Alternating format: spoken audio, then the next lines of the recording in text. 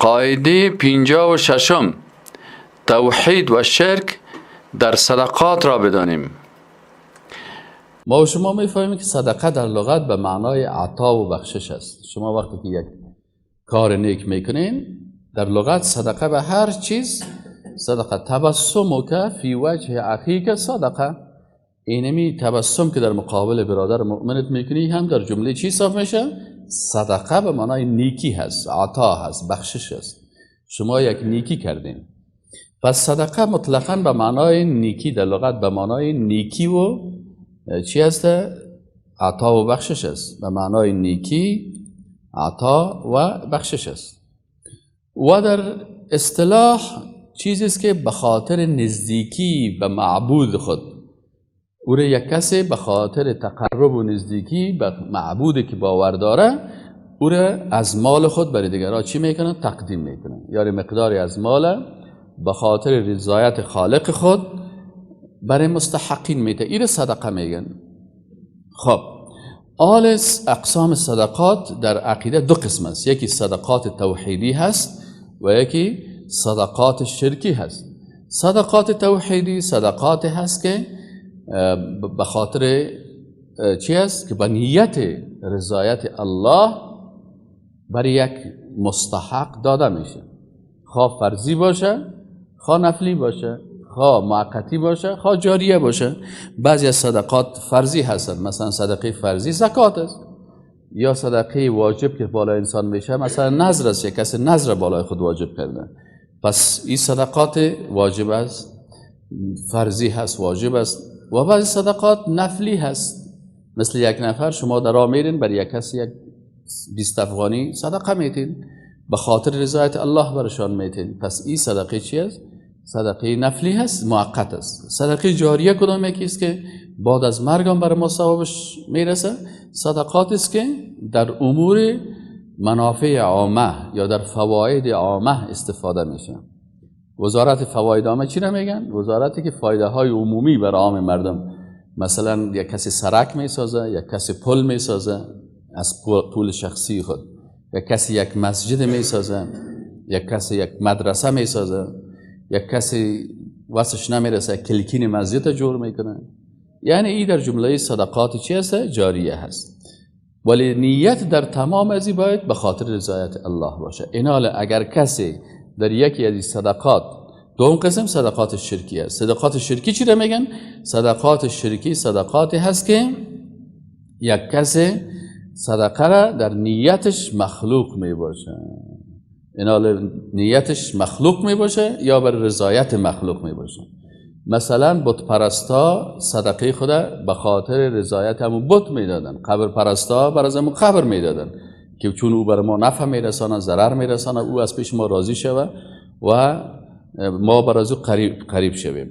در حدیث صحیح مسلم آمده هست عن ابی هریره رضی الله عنه قال سمعت رسول الله صلی الله علیه و سلم، میگن ما از رسول الله صلی الله علیه و سلم شنیدم که یقول میگفت قال الله تعالی، میگه الله سبحانه و تعالی میفرماید انا اغنى الشرکاء عن الشرک، من غنی ترین شریکا هستم از شرک.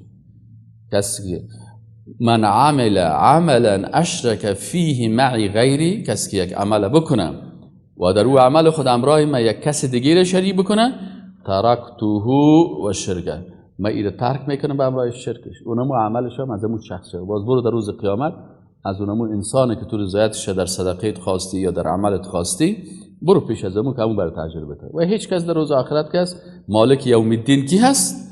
الله هست. هیچ کس نمیتونه کاری برای انسان بکنه. پس بسیاری اوقات بسیاری کسا از دیدگاه صدقه در شرک مبتلا میشه و این شرک در صدقات متاسفانه در کشور ما و شما بسیار زیاد است. ما و شما یک اشتباه داریم که نیت وقتی که گپ میزنن سعی کنین دیدن. وقتی که ما و شما میگیم دیدم، هیچ وقت امکان نداره که دیدن با گوشت بکنیم. برای دیدن چشم است، برای شنیدن گوش است، برای نیت چی هست؟ قلب است. بنا نیت زبانی اعتبار نداره. یعنی شما اگر کل کتابای حدیث بپالین، هیچ نیت در نماز مثلا نامده. که رسول الله هم گفته باشه نیت کردم بخوانم یا نوایت ان اصلی لله تعالی، اینا دیگه مردم جور کردن یا عربی یا فارسی. چرا رسول الله هم مجرد که میامد الله اکبر، این نیت قلبی است. تو که از خانه حرکت کردی کجا میری؟ نماز پیشینه بخوانم.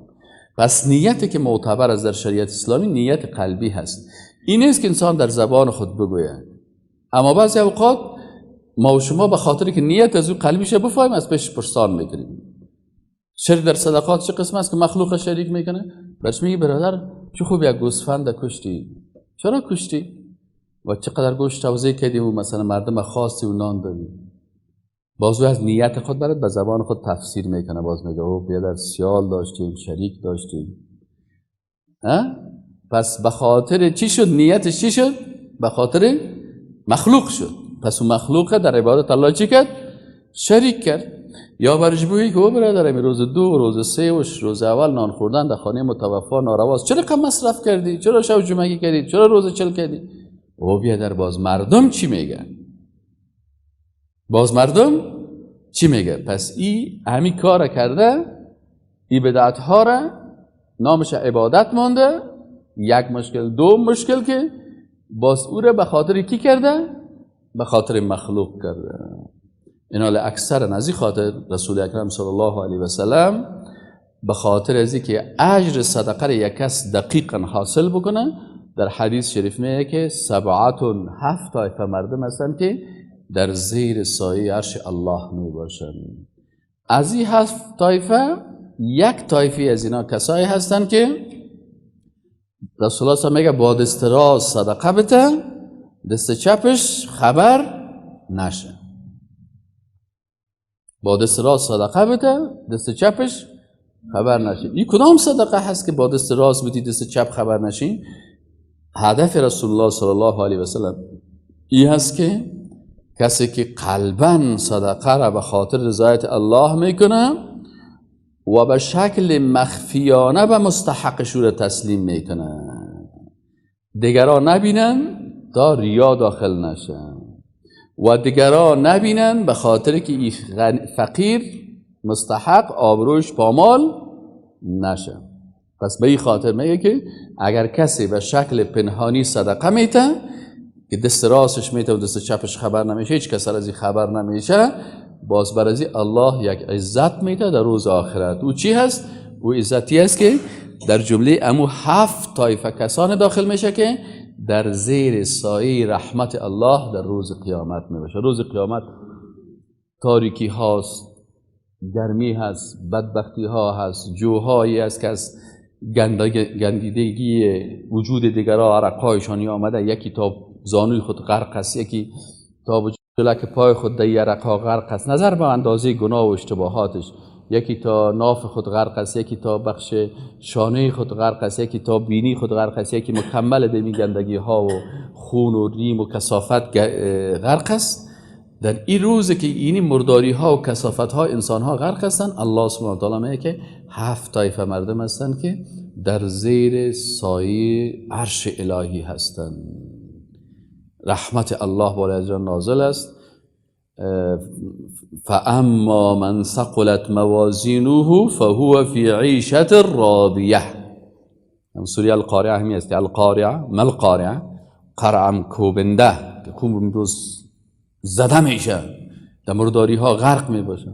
چی است؟ روز قیامت است. و ما ادراک ما القارعه، بازوی قسمتش میگه که فاما من ثقلت موازینه، هر کسی که باز دفتر اعمال نیکش ثقیل شد، فهو فی عیشة راضیه، بازی یک زندگی میباشه که او از زندگی خود کاملا چی میباشه؟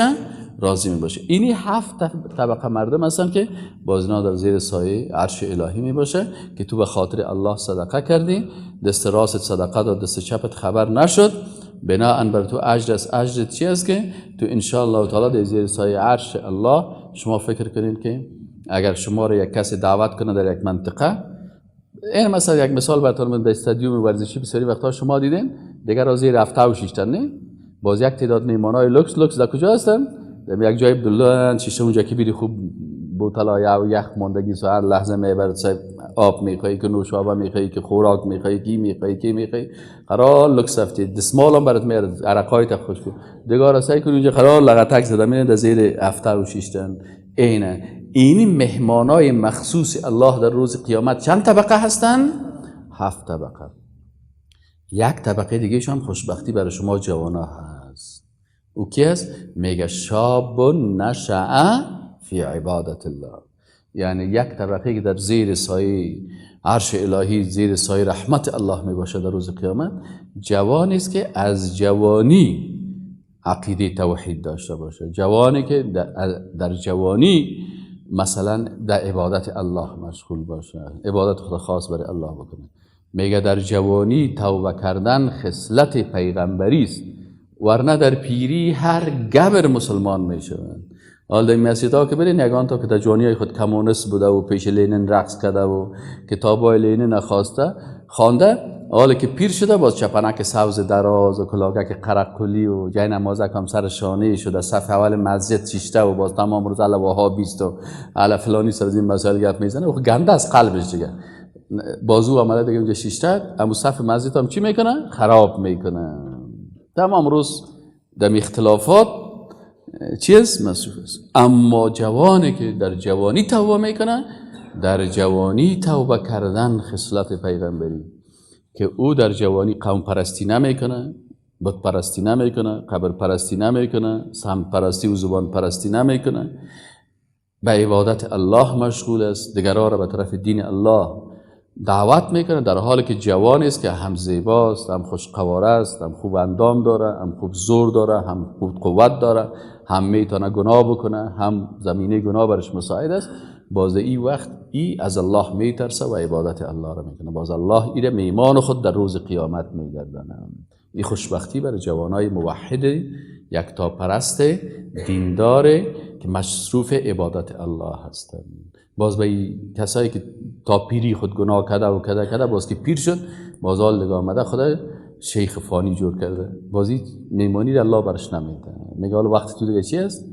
تو در جوانیت چی کردی؟ اگر جنت هم ببری شده باز صوفیان صاف را اول به دوزخ میبرن، شستشویش میکنن، او را هم که عقیده تیر کرده باشه. حال در آخر زمان مشکلی است که عقیده توحید تیر کردن بسیار مشکل است. رسول الله میگه یک کس یصبح مؤمنا و یمسی کافرا، روز قیامت خطرش دمی است که اکثرا مردما عادتا در آخر زمان که حالا ما و شما قرار داریم خطرش دمی است که یک نفر صبح مسلمان می باشه دیگر چی میشه؟ کافر میشه. یک نفر ببینه که یک روز خوب دیندار از صف مسجد، دیگر روز ببینه که مشاور امریکایی شیشته دیگر اتحاد میکنه که دوستای خارجی ما. الله میگه لا یتخذ المؤمنون الکافرین اولیاء، مؤمنا کافرها رو چی نگیره؟ دوست نگیره. ایوت تو پر چپک از کافر دفاع میکنن، لق لق سایل میکنن که مسلمان اگه سر از کافر چپ هم سایل کنه سوتی میکنه که بیزنه متا.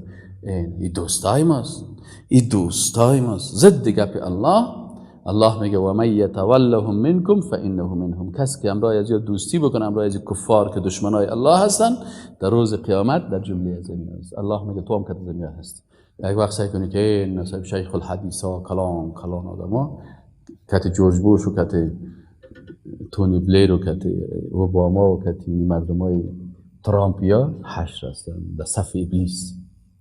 خطر آخر زمان همی است که یصبح مؤمنا و یمسی کافر، یا مثلا و یمسی مؤمنا و یصبح کافر. مثلا یک نفر دیگر خوب مسلمان است شب اینترنت قوی شده که شیشته یک نفر کفریات میگه ای باز لایک میکنه. خوب گفتی، همین کفر که لایک کردی اقرار به زبان کردی تصدیق به چی؟ قلب. او پیغمبر را دشنام میده ای برش میگه. حالا یک نفر است مدیده میشه یک نفر کفر میگه در یکی از رسانه ها، بازی رسایی کنی که میگه 2000 نفری را لایک کرده، بناهن 2000 نفر هم رایزی کافر شده. خطر آخر زمان است. بازی 2 نفر که سهل کنی نه ایسا من خود مسلمان هستم در مسجد نمازم میخوانه، با کافر لایک میکنه بازی می نماز میخوانه. شیطان میگه حالا خود کافر شدی، حالا برو 10,000 رکعت نماز بخوان. اینی خطر است.